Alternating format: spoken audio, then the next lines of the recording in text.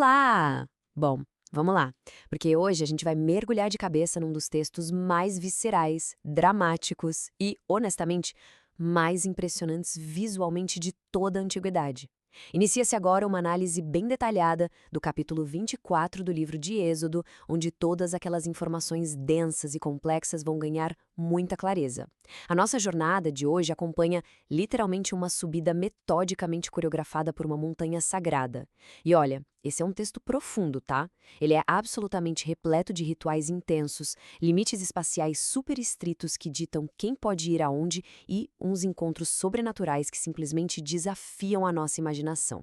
O nosso grande objetivo aqui é destrinchar cada detalhe metódico dessa história épica, passo a passo, para a gente compreender perfeitamente como essa antiga aliança entre a divindade e um povo inteiro foi concretizada, selada e marcada na história para sempre. Certo, vamos mergulhar nisso. O roteiro de hoje acompanha 4 cenas cronológicas bem distintas. Primeiro, vamos ver o chamado e a promessa. Em seguida, o ritual da aliança. Depois, a visão do divino. E, por fim, a subida ao Sinai. Parte 1. O chamado e a promessa. Estabelecendo os limites da montanha. Analisando as regras divinas impostas logo no comecinho do capítulo, a gente já se depara com um mapeamento espacial organizado em 3 níveis muito, mas muito claros. Imaginem a montanha inteira estruturada como se fosse uma zona de acesso hiper restrito, com uma hierarquia severa ditando quem pode pisar onde. No topo absoluto dessa lista de permissões, aquele acesso VIP exclusivo, fica um único indivíduo, Moisés. O texto original é enfático, sem margem para dúvidas ao declarar que apenas ele e absolutamente mais ninguém tem a permissão para chegar perto da presença de Deus. Descendo um pouco para o segundo nível, a gente encontra um grupo intermediário e bem restrito, formado por Arão, Nadab, Abiú e 70 líderes de Israel. Eles recebem a instrução para começar a subir o monte, mas tem um porém gigante aí. Quando eles ainda estiverem longe, no meio do caminho, eles têm o dever de parar, se ajoelhar e prestar adoração ali mesmo, à distância. E completando a base desse esquema rigoroso de ascenso, o terceiro nível trata da multidão, do povo comum. E a instrução divina aqui é explícita e definitiva. O povo simplesmente não deve subir um monte sob nenhuma hipótese. Fica totalmente evidente como a narrativa faz uso de zonas de exclusão literais e físicas no próprio terreno. O ambiente sagrado definitivamente não pode ser abordado de forma casual. Há todo um perímetro cuidadosamente calculado e guardado para proteger a santidade extrema daquele espaço. No entanto, antes que qualquer ritual complexo possa começar a ser praticado nesse terreno todo demarcado, existe um aspecto verbal que exige uma formalização. É como assinar a papelada antes de começar a obra. O texto relata que Moisés desce da montanha para comunicar ao povo todas as palavras e todos os mandamentos que Deus havia estabelecido. E a resposta coletiva de toda a população israelita é impressionantemente imediata, em uníssono e sem um pingo de hesitação. Nós faremos tudo o que o Senhor ordenou. Agora, a gente não pode ler isso como uma simples manifestação casual de boa vontade, do tipo, claro, a gente tenta. Na dinâmica do texto, do mundo antigo, essa declaração opera literalmente como o equivalente direto de uma assinatura num contrato vinculante. Trata-se da aceitação legal unânime e formal dos termos que foram propostos. Representa o consentimento total das massas. Este é aquele passo prático e jurídico obrigatório antes que a concordância seja traduzida em um pacto físico de fato. É precisamente este compromisso, verbalizado a plenos pulmões, que fundamenta todas as bases morais do que está prestes a ocorrer na montanha. E assim entramos na parte 2, o ritual da aliança e o sacrifício físico. Bem no centro de todas as preparações e de toda a arquitetura montada para esse sacrifício vital, repousa um número de imenso significado histórico: 12. Vejam bem, na manhã que sucede imediatamente àquela concordância verbal das massas que acabamos de ver, Moisés inicia a etapa prática da aliança. A fonte nos aponta que ele não apenas constrói um altar estrutural ali na base da montanha, mas ele faz questão de adicionar um elemento altamente intencional. Bem ao lado do altar principal, ele ergue exatamente 12 colunas feitas de pedra. E a explicação para isso é precisa e categórica. Cada uma dessas colunas de pedra serve como a representação visual inquestionável para cada uma das 12 tribos que formam o povo de Israel. Construir estas colunas garante que a identidade e a totalidade da nação inteira fiquem permanentemente e, eu diria, geograficamente, ancoradas ali na base do Monte Sagrado. Elas permanecem firmes ali para serem testemunhas fixas, de pedra, das promessas que estão sendo firmadas. Vamos avançar e ver como isso se constrói passo a passo, porque um ritual litúrgico feito com sangue e compromissos tão pesados exige passos altamente coreografados. E aqui a gente detalha a metódica progressão de eventos contidos no texto. O primeiro passo, como vimos, é a fundação arquitetônica, com a construção do altar e a colocação das 12 pedras representativas.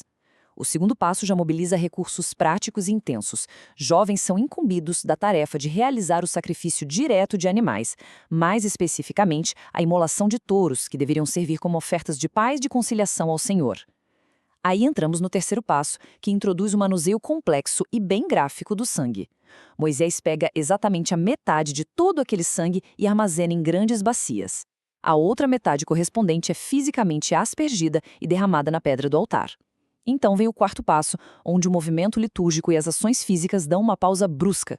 Neste intervalo quase silencioso, a atenção é redobrada enquanto ocorre a leitura formal do livro em voz alta para toda a multidão presente. Por fim, o quinto e último passo representa a culminação explosiva de tudo isso. A aspersão pública do sangue que havia sido cuidadosamente reservado naquelas bacias. Isso completa a fusão de pedras, sangue animal e acordos solenes em uma única, contínua e gigantesca ação. Agora, o que é realmente interessante e crucial aqui é o que acontece ali no quarto passo dessa sequência. A gente precisa de uma clarificação importante a respeito da fonte que foi lida durante a cerimônia. Afinal, o que exatamente está sendo proclamado para todo mundo ouvir? O texto define categoricamente como o Livro da Aliança. E é vital entender que isso não se trata de uma abstração verbal ou de uma listinha de mandamentos decorados de cabeça. Não mesmo. A fonte relata que Moisés tomou tempo para escrever, gravando concretamente todas as leis ordenadas pelo Senhor. Consequentemente, o Livro da Aliança manifesta-se como um objeto físico, um documento histórico palpável, carregando em si as leis rígidas e os mandamentos. E quando o evento pede que Moisés proceda à leitura em voz alta deste documento, bem no meio do sacrifício ardente, com o cheiro da fumaça no ar, é um ato de reforço supremo. Ele está reintroduzindo formal e publicamente os estatutos da lei. A eficácia desse momento é comprovada quando a multidão responde reiterando firmemente que iria obedecer a Deus e faria tudo aquilo que for ordenado e que agora estava ali escrito. A presença contundente de um livro físico e escrito é a verdadeira âncora jurídica daquele instante monumental. Então chegamos ao ponto crucial, o encerramento visceral desse acordo magistral. O quinto passo do ritual é executado no derramamento sensorial e direto do sangue sobre as próprias pessoas. Pensem na intensidade disso. Para fechar o elo de vez, Moisés apanha o fluido orgânico acumulado naquelas bacias, eleva tudo aquilo sobre a multidão e literalmente borrifa o sangue neles enquanto declara a sentença. Este é o sangue da aliança. É um detalhe gráfico muito forte que mostra como o conceito de um acordo no mundo antigo não permanecia apenas nas mentes dos participantes ou numa folha de papel. Transformou-se num vínculo físico tangível. Foi estabelecido de maneira irrevogável entre a divindade eterna e o povo mortal, conectando os dois lados literalmente através do sangue. É uma cena de tirar o fôlego. Parte 3. A visão do divino subindo com os líderes. Retomando precisamente aquelas regras e proibições originais sobre os níveis de acesso à montanha que a gente viu no começo, um pequeno número restrito entra em ação agora. Juntamente à comitiva de alta liderança formada por Moisés, Arão e os filhos de Arão, o texto detalha de maneira incontestável que apenas um grupo muito seleto começa a subir as ladeiras do cenário rochoso, os 70 líderes escolhidos a dedo entre o povo de Israel. Representando a nata administrativa e a sabedoria das 12 tribos, eles deixam a multidão ordinária para trás. Eles começam a formar uma ligação viva e física entre a realidade ali da base, cheia de fumaça e sangue, e as altitudes superiores e puras que a montanha ostenta. E o que este seleto grupo de 84 indivíduos constata lá no alto simplesmente ultrapassa todos os parâmetros naturais da Terra. A linguagem que o autor utiliza investe intensamente num detalhamento cromático para retratar um espetáculo estonteante. Após declarar de forma surpreendente que eles de fato viram o Deus de Israel, toda a concentração da narrativa, curiosamente, desce para o chão que apoia a divindade. O original registra a seguinte imagem impressionante. Debaixo dos pés dele, havia alguma coisa parecida com um piso feito de safiras, azul como o céu. O destaque sensorial aqui não pode ser exagerado de jeito nenhum. A poeira, as pedras vulcânicas, o pó rústico deixado para trás na subida, dão lugar repentinamente a uma visão vívida, reluzente de outro mundo. É uma construção monumental de safiras cintilantes, exibindo uma cor azul pura e cristalina. É como se eles tropeçassem num mar sólido e brilhante, criando assim um palco de radiância sem precedentes sob o domínio eterno de Deus. É de arrepiar. E como se não bastasse apenas essa exposição arquitetônica surreal das safiras, o texto vai além e revela um dos elementos mais insólitos e fascinantes de toda a literatura antiga, o banquete divino. O desenrolar dessa cena lista 3 pontos incrivelmente inusitados. Em primeiro lugar, como vimos, os líderes contemplaram diretamente ao Deus de Israel. Em segundo lugar, e o texto aponta isso muito explicitamente, Deus optou por não ceifar a vida destes líderes mortais. Eles não morreram. E por fim, a cereja do bolo. Enquanto estavam totalmente inseridos nessa atmosfera sublime, esses homens simplesmente se acomodaram, sentaram ali e comeram e beberam juntos, de forma pacífica, perante o próprio divino. O mero fato deles serem poupados de uma aniquilação fatal, o que cá entre nós era frequentemente tida como uma punição imediata ao entrar na presença divina sem permissão na antiguidade, comprova a eficácia irredutível dos rituais de sangue que foram executados anteriormente na base da montanha. O sangue os protegeu e permitiu essa comunhão impensável. E, finalmente, chegamos à parte 4, a subida ao Sinai, a ascensão final. A partir dessa paz serene e celestial que foi estabelecida ali na altitude intermediária, a narrativa dá um leve desvio para a realidade prática. Moisés demonstra muita prudência em questões de administração pública antes de iniciar a sua partida solitária em direção ao cume, que era impenetrável. Moisés deve continuar a subir com o intuito de buscar as placas de pedra que acomodam os estatutos do Senhor, e ele vai acompanhado apenas de seu assistente pessoal e imediato, Josué.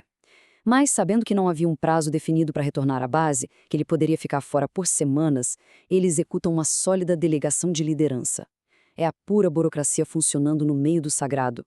Para neutralizar o vácuo temporal e administrativo durante a sua ausência, ele posiciona Arão e outro indivíduo de confiança, chamado Hur, no assento do comando interino. Moisés institui expressamente um mecanismo de contingência, dizendo basicamente: quem tiver alguma questão ou disputa para resolver, deverá falar com eles.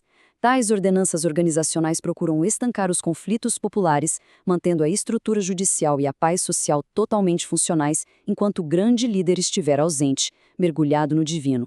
O que se sucede logo após essa despedida minuciosa é um exercício rigoroso e tenso de contagem do tempo, à medida que Moisés se aproxima da imponente nuvem divina.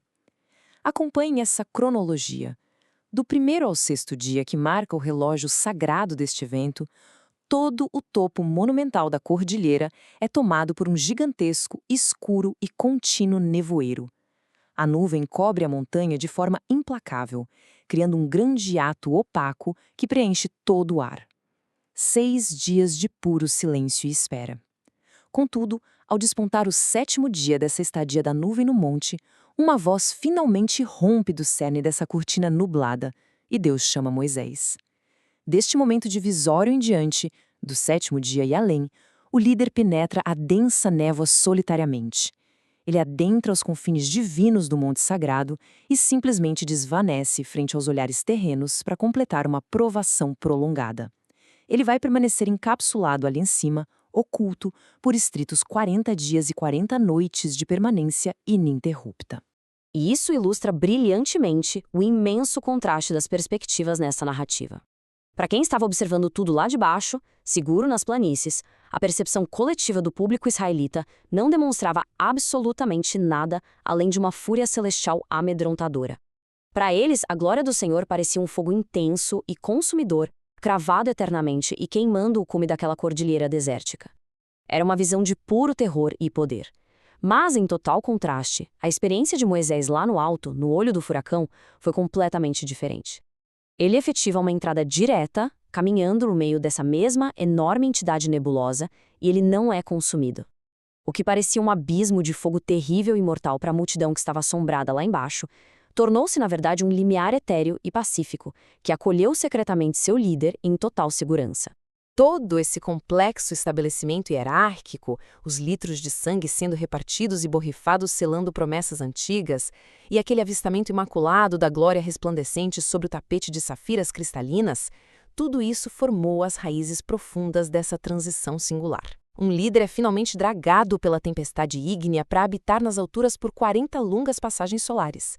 Mas a narrativa deste capítulo encerra deliberadamente, criando uma interrogação gigantesca que ecoa através das escrituras até hoje. Afinal de contas, o que realmente aconteceu lá em cima? Quais revelações profundas, quais grandes debates vitais ou surpresas formidáveis possivelmente se desdobraram em um silêncio contínuo durante todos esses 40 dias e 40 noites totalmente imersos dentro daquela nuvem que queimava o Sinai? Este capítulo sedimenta perfeitamente as estruturas da aliança e nos prepara o terreno para as regras finais que emergirão dessas chamas nos próximos textos sagrados.